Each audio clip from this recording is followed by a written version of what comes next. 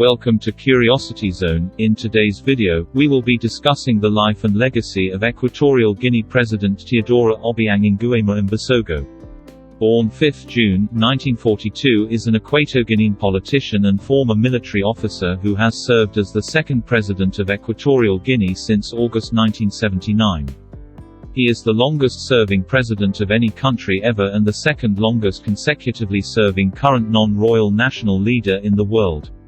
From a family of the Esengui ethnic clan, he was born in the town of Acocorn, Mongomo district, Wele and Zas province, belonging to the colony of Spanish Guinea, on the current border with Gabon, within the continental Equatorial Guinea. Son of the Gabonese Santi, Obiang was the third of 10 brothers, among whom are also the National Security Delegate Armengol Ondo Nguema and former National Defense Minister Antonio Mba Nguema. Obiang's parents emigrated from Gabon to avoid paying capitation taxes and take advantage of the good economic situation in Spanish Guinea. After the death of Maria Mbasogo Nui, Obiang and his brothers were raised by his father and his new wife Carmen Makue Mabira. Obiang completed his first studies at the Cardinal Cisneros School Group in Ebabian and at the La Salle Center in Bata, now the Enrique November Akenve National College, where he obtained a degree in labor administration. Obiang joined the Colonial Guard during Equatorial Guinea's colonial period and attended the General Military Academy in Zaragoza, Spain. He achieved the rank of lieutenant after his uncle, Francisco Macias Nguema, was elected the country's first president.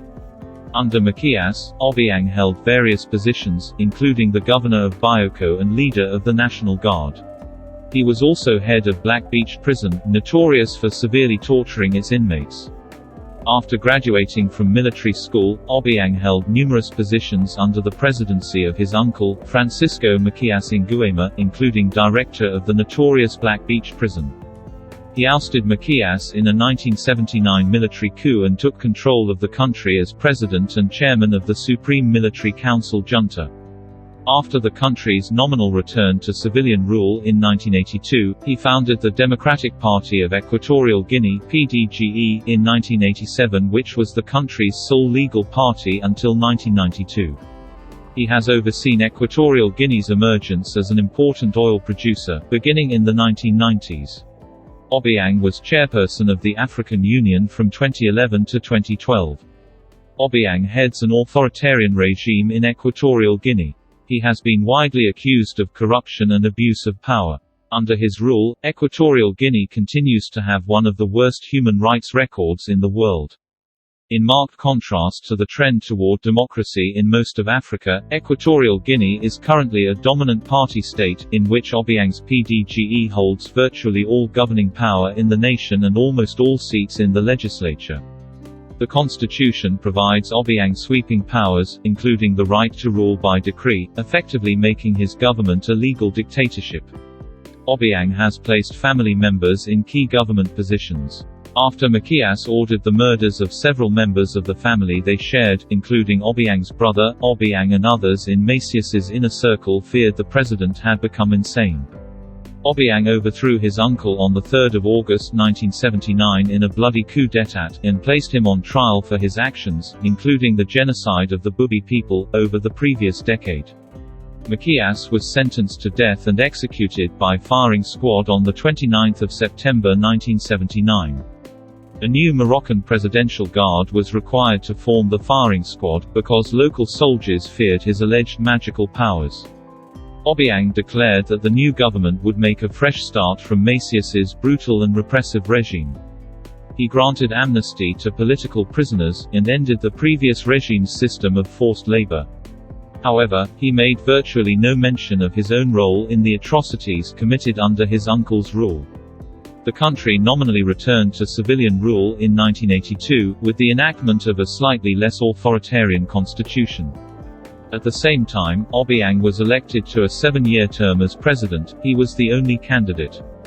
He was re-elected in 1989, again as the only candidate. After other parties were nominally allowed to organize in 1992, he was re-elected in 1996 and 2002 with 98% of the vote in elections condemned as fraudulent by international observers. In 2002, for instance, at least one voting district was recorded as giving Obiang 103% of the vote. He was re-elected for a fourth term in 2009 with 97% of the vote, again amid accusations of voter fraud and intimidation, beating opposition leader Teodoro Obiang Nguema. Obiang's rule was at first considered more humane than that of his uncle. By some accounts, however, it has become increasingly brutal, and has bucked the larger trend toward greater democracy in Africa. According to most domestic and international observers, he leads one of the most corrupt, ethnocentric and repressive regimes in the world.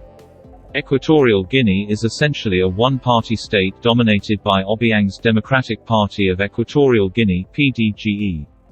The constitution grants Obiang sweeping powers, including the power to rule by decree. Although opposition parties were legalized in 1992, the legislature remains dominated by the PDGE, and there is no substantive opposition to executive decisions. At present, every Senate seat and all but one seat in the Chamber of Deputies is held by the PDGE. There have never been more than 8 opposition deputies in the lower house, while the PDGE has held every seat in the Senate since its inception in 2013. For all intents and purposes, Obiang holds all governing power in the nation. The opposition is barely tolerated. Indeed, a 2006 article in Der Spiegel quoted Obiang as asking, "What right does the opposition have to criticize the actions of a government?" The opposition is severely hampered by the lack of a free press as a vehicle for their views. There are no newspapers, and all broadcast media are either owned outright by the government or controlled by its allies. Equatorial Guinea's relations with the United States cooled in 1993, after Ambassador John E. Bennett was accused of practicing witchcraft at the graves of 10 British airmen who were killed when their plane crashed there during World War II. Bennett left after receiving a death threat at the U.S. Embassy in Malabo in 1994. In his farewell address, he publicly named the government's most notorious torturers, including Equatorial Guinea's Minister of National Security, Obiang Nguema Mbasogo, another Obiang uncle. No new envoy was appointed, and the embassy was closed in 1996, leaving its affairs to be handled by the embassy in neighboring Cameroon. Things turned around for the Obiang regime after the terrorist attacks in 2001 on New York and Washington, after which the United States re-prioritized its dealings with key African states. On 25 January 2002, the Institute for Advanced Strategic and Political Studies, a neoconservative Israeli-based think tank, sponsored a forum on 15 May 2006. Speaking at the IASPS Forum, Assistant Secretary of State for Africa Walter H.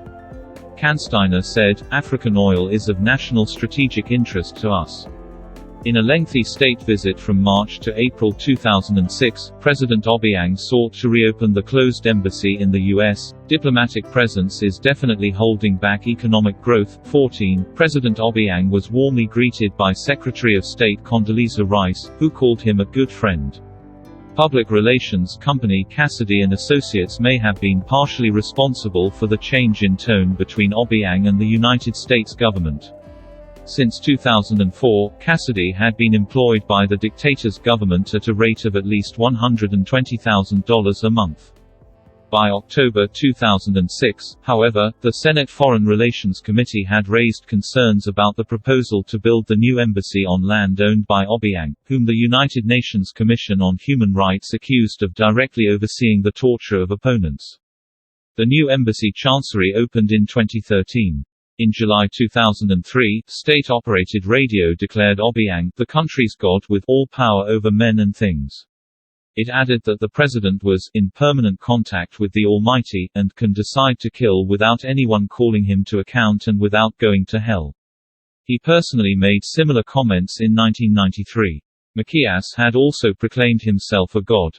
Obiang has encouraged his cult of personality by ensuring that public speeches end in well-wishing for himself rather than for the nation as a whole.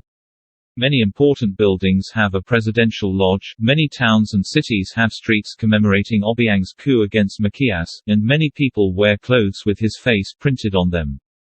Like his predecessor and other African strongmen such as Idi Amin and Mobutu Sese Seko, Obiang has assigned himself several creative titles. Among them are Gentleman of the Great Island of Bioko, Annobon and Rio Muni. He also refers to himself as El Yefa, the boss. In 2008, American journalist Peter Marks called Obiang Africa's worst dictator, worse than Robert Mugabe of Zimbabwe. While he was researching a book on the country's oil boom in 2004, Marks recalled that no one approached him on the streets. He believed that the only time he had encountered a more docile populace was in North Korea.